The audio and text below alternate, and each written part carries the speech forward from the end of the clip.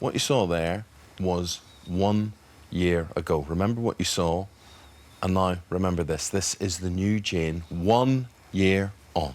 And she's smiling. I'm smiling. You're smiling, not crying. Absolutely. It's quite emotional for you watching that. Yeah, I don't like to look at how bad it looked. It was hard. And it was really affecting your life, your confidence. I wasn't going out unless I was with my husband or I was going to the places that I knew. The places that I went to often were fantastic. Like the ladies in the local supermarket didn't stare at me. But if I went somewhere new, I'd have my eyes down, because if I had my eyes up looking at people, they'd be staring at me. See, people, I think, are now staring at you. Yeah. They're thinking, what are we watching? What's this woman talking about? Because they're not going to see any difference here. It's the fact that you got a new nose. Could you actually choose the nose that you got? Yeah, the lady that made my nose, Kelly Morris at Birmingham QE, she said, "What sort of nose do you want?" And I actually looked at her nose and I said, "Your nose is lovely, Kelly." And she said, "Well, I'll make you my nose."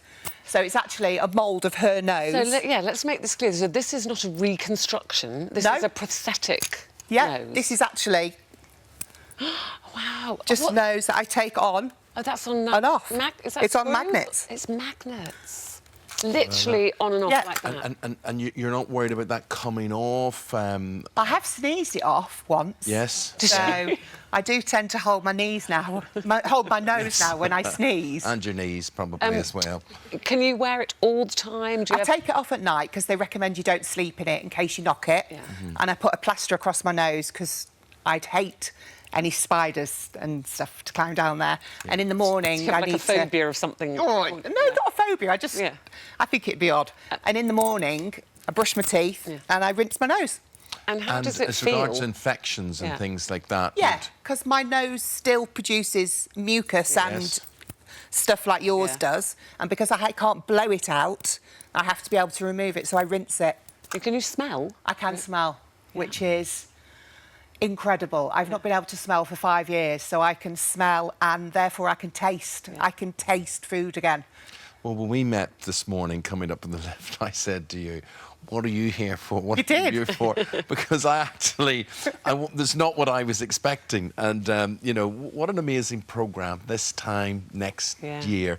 It's been amazing. The fact they came to you. And I want to talk about how we found out about this awful problem.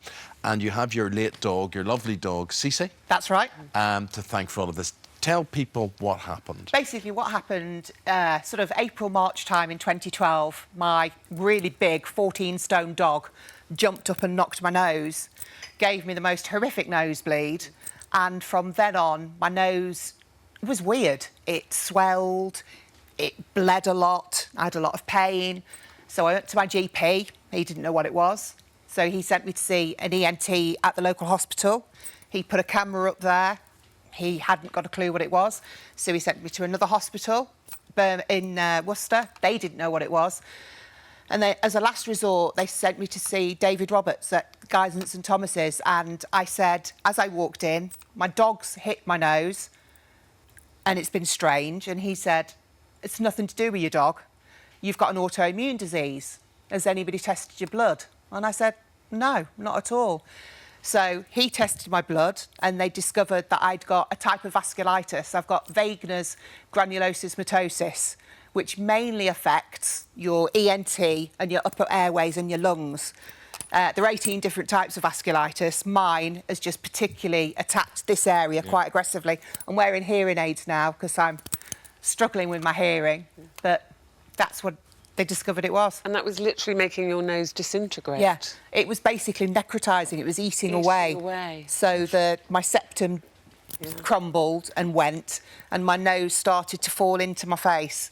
So over the period of a couple of years, it went from being swollen and odd to completely flat, and as you saw in the clip on This Time Next Year, gone. Look, it's a lovely story. Your husband Martin, who I also met, Martin and I had a very There's Martin. Martin and I formed an instant bond. We're keen gardeners, both of us.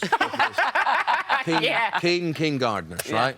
And we particularly appreciated yesterday's slot on the programme. Just together, And so we were talking about gardening on the way up. What about Martin's reaction to all of this? I mean, I mean, you don't look the same, really, do you? Is it? I don't look like I did, but throughout the whole process, when I was undergoing chemo, he learnt to cook.